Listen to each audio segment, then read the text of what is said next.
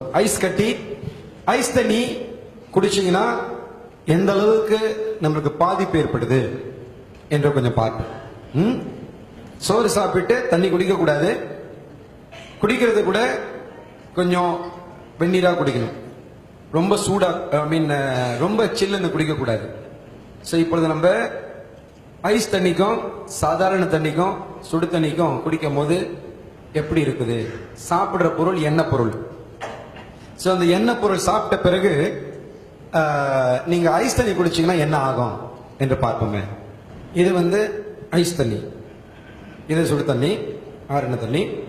இது நார்மல் சாதாரண தண்ணி. ஸோ இப்போ நீங்கள் என்ன செய்றீங்கன்னாக்க எண்ணெய் பொருள் சாப்பிட்றீங்க. இப்போ இந்த ஐஸ் தண்ணியில் இந்த எண்ணெயை ஊற்றி பார்ப்போம் என்ன நடக்குது. இது சுடு தண்ணியில் அதே அளவு தான் போடுறோம். சாதாரண தண்ணி, நார்மல் வாட்டர். ஓகே,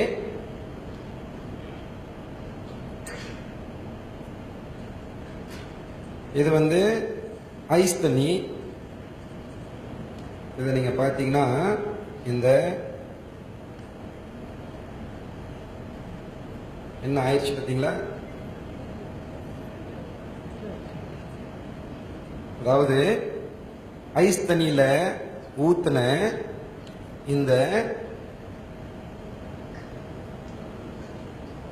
எண்ணெய் என்ன ஆயிடுச்சு பாருங்க. விளையாட்டு பண்ணாதீங்க. ஐஸ் தண்ணியில் உள்ளது இது ஐஸ் கட்டி இல்லைங்க, இது எண்ணெய் மாறிடுச்சு ஐஸ் தண்ணியில. இதுதான் உங்க ரத்த குழாயில போய் அடைக்க போகுது. ஒரு நாள் 2 நாள் அல்ல, 10 வருஷம் 20 வருஷம் 30 வருஷம் ஐஸ் தண்ணி குடிச்சுட்டு இருக்கீங்க சாப்பிட்டு. என்ன பொருள் என்ன ஆயிடுச்சு பாருங்க. எப்படி ஆயிடுச்சு பாருங்க. என்ன பாருங்க என்ன ஆயிடுச்சு. ஐஸ் கட்டி. இது சுடு தண்ணி. அப்படி ஒன்றும் ஆகல.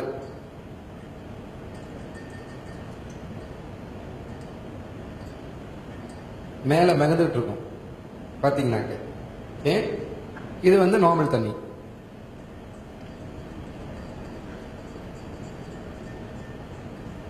இது நார்மலா நீங்க பாத்தீங்கன்னாக்க இது கொஞ்சம் இதுவா. ஆனா அதில் ரொம்ப முக்கியமா நீங்க பார்க்கக்கூடியது என்னன்னு கேட்டீங்கன்னா பாருங்க. இன்னும் போக போக போக போக என்ன ஆயிடுச்சு பாருங்களேன்.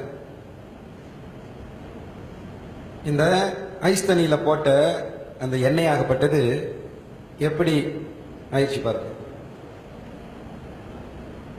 ஸோ இது உங்க ரத்த குழாயில போய் அடைச்சிக்கிச்சுனாக்க என்ன ஆகும்? இது கொஞ்சம் தான் பாக்குறீங்க. இது 1 நாள் 2 நாள் எவ்வளவு நாளைக்கு நீங்க இந்த மாதிரி ஐஸ் தண்ணியெல்லாம் நீங்க குடிச்சிருப்பீங்க. அப்படின்னா சுருக்கமா என்ன சொல்றேன்னு கேட்டீங்கன்னாக்க, அன்புள்ளங்களே ரொம்ப கவனமா இருங்க. ஐஸ் தண்ணி குடிக்காதீங்க சாப்பிட்டு. ஸோ இது என்ன ஆகும்னு கேட்டீங்கன்னாக்க உங்க ரத்த குழாயில கொஞ்சம் கொஞ்சமா அடைக்க கடைசியில தவறா சொல்ல ஹார்ட் ப்ராப்ளம் வரும். அப்புறம் போய் ஆப்ரேஷன் பண்ணணும். இது சுடு தண்ணி. இந்த சுடு தண்ணி நீங்க பாத்தீங்கன்னாக்க மேலேயே மிதந்துட்டு இருக்குது. ஒண்ணுமே ஆகல, மேலதான் நடக்குது. அப்படின்னா சுடு தண்ணி குடிச்சா அந்த எண்ணெயை சுத்தப்படுத்துறதுக்கு சான்ஸ் இருக்கு. சுடு தண்ணி குடிச்சிங்கனாக்க இது நார்மல் தண்ணி. இதுவும் ஓரளவு பரவாயில்ல, அந்த அளவுக்கு ஒன்றும் இல்லை. ஸோ நார்மல் தண்ணி, சுடு தண்ணி. இது நார்மல் தண்ணிங்க கொஞ்சம் உள்ளுக்கு போகுது. சுடு தண்ணி என்பது மேல மிதந்துட்டு இருக்குது. ஆனால் அதில் ரொம்ப மோசம் என்னதுன்னு கேட்டீங்கன்னாக்க என்னது? ஐஸ் தண்ணி. இங்க பாருங்க எப்படி கட்டியாயிருச்சு, எவ்வளவு கட்டியாயிருச்சு. கொஞ்சம் எண்ணெய்க்கு எப்படின்னா, ஸோ ஐஸ் தண்ணி குடிக்க போறீங்களா? ஹலோ, ஏன்னா இதை சொன்னாக்கே கேட்க மாட்டீங்க. இது அப்படி காட்டும் போதுதான் இது நம்ம ரத்த குழாயில கொஞ்சம் கொஞ்சமா அடைப்பு ஏற்படும். காலப்போக்கில் ஐஸ்கிரீமும் ஐஸ் தானே கரைஞ்சு போகுதா இல்லையா? சாப்பிட்டு அதாவது எப்பனாச்சும் ஒரு தடவை சாப்பிடுறீங்க பரவாயில்ல, அது கரைஞ்சிரும். பட் ஒரு சிலர் நீங்க பாத்தீங்கன்னா இதே பொழப்பு. சாப்பிட்ட பிறகு ஐஸ் தண்ணி, சாப்பிட்ட பிறகு ஐஸ் தண்ணி. ஐஸ் கட்டி போட்டது மட்டும் ஐஸ் தண்ணி போட்டாவே இந்த எண்ணெயாகப்பட்டது இந்த மாதிரி ஆயிரும்.